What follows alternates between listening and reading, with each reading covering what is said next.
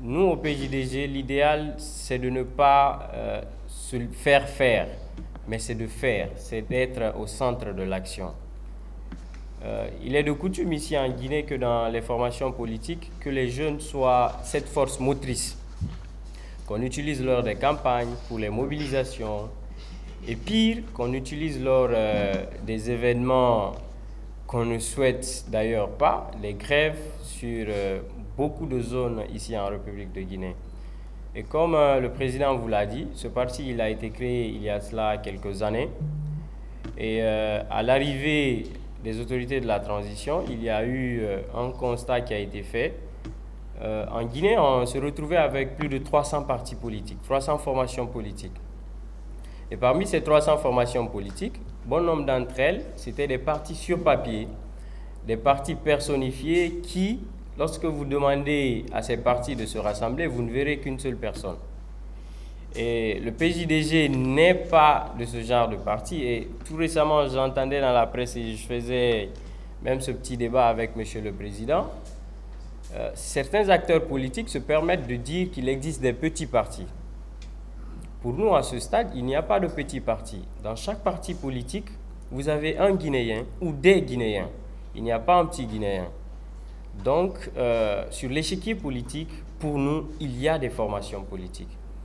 Je reviens sur l'évaluation des partis politiques qui a été menée particulièrement par la direction des affaires politiques du ministère de l'administration du territoire et de la décentralisation.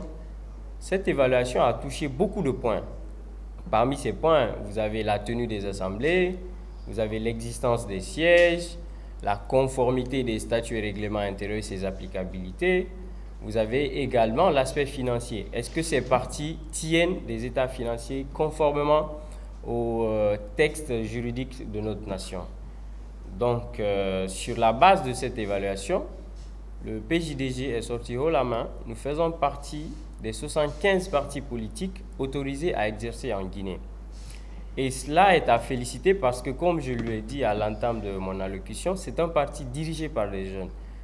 Nous n'avons pas, le président l'a dit, nous n'avons pas un passé à défendre. Peut-être d'autres vont prendre ce terme un peu à la légère.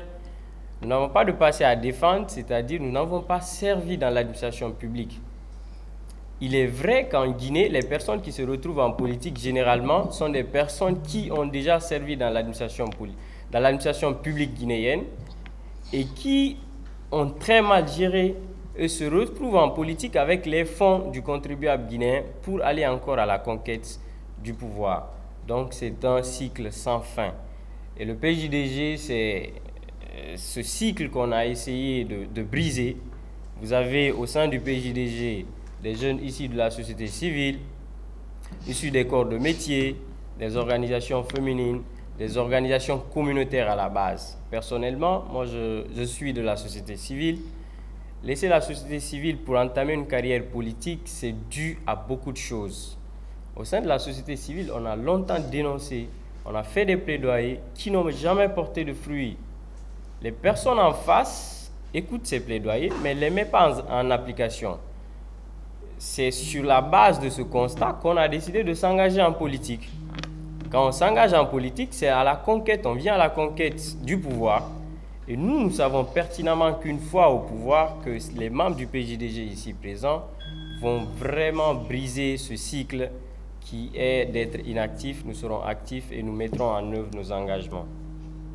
Je reviens encore sur l'évaluation des partis politiques. Après la présentation du rapport d'évaluation, les 75 partis politiques qui ont été autorisés d'exercer ont bénéficié des séances de renforcement de capacité organisées par la Direction nationale des affaires politiques avec l'accompagnement de l'ambassade du Japon. Personnellement, en ma qualité de secrétaire général du parti et les autres secrétaires généraux des différents partis politiques, on a suivi une formation sur l'élaboration des plans stratégiques. Parce qu'ils ont estimé que les formations politiques doivent avoir des plans stratégiques bien déterminés dans le temps et avec des objectifs spécifiques. Et ainsi a suivi aussi une formation destinée aux différents trésoriers des partis politiques pour permettre à ces formations politiques de s'adapter conformément à l'OHADA, parce que la Guinée est pays signataire de l'OHADA, que ces partis politiques tiennent des états financiers en conformité avec l'OHADA. Et depuis ces séances de formation, il y a eu des séances de restitution au niveau du PJDG. Je reviens sur un élément essentiel que le président a dit dans cette salle et que même les membres du PJDG n'ont pas soutenu cette nouvelle à bras le corps. Il s'agit d'un appel à l'ensemble des jeunes leaders de Guinée. Où que vous soyez à Youmou, dans une sous-préfecture ou dans une commune urbaine ou rurale, si vous estimez que vous pouvez apporter un tonus à la vie de votre commune, le PJDG est prêt à porter votre candidature. Et je le réitère, le PJDG est prêt à porter votre candidature. On mettra en place une commission de profilage pour permettre d'étudier ces candidatures parce qu'on ne présentera pas n'importe quel profil. Il faut présenter des profils qui reflètent les réalités de nos communautés. Pour nous, le changement, c'est à la base. Vous ne verrez pas ce parti politique aujourd'hui qui est prêt à prendre un simple jeune, peut-être qui est président de la jeunesse d'une commune urbaine de Beila, et de le présenter pour être maire. Ces partis estiment que nous, jeunes, on n'a pas l'expérience, on n'a pas la capacité intellectuelle requise pour mener à bien cette mission. C'est faux.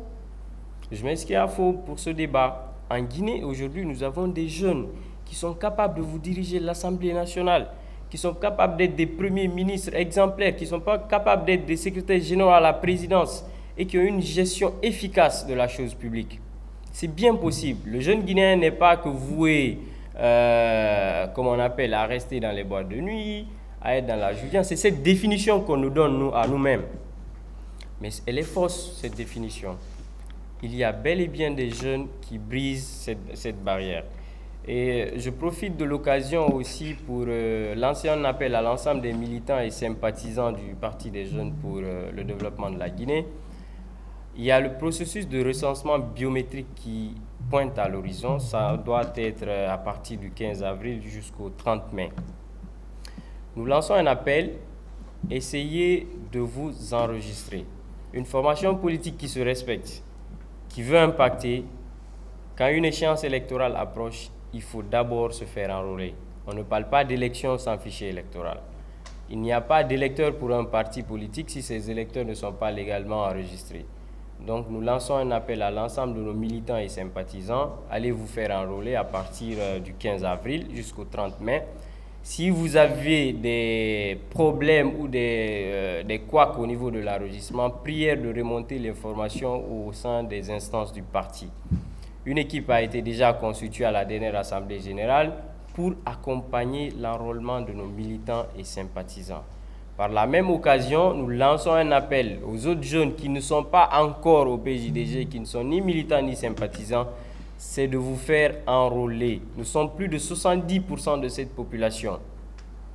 Nous pouvons vraiment faire basculer une élection si nous le souhaitons, si nous sommes organisés, si nous suivons un seul mot d'ordre.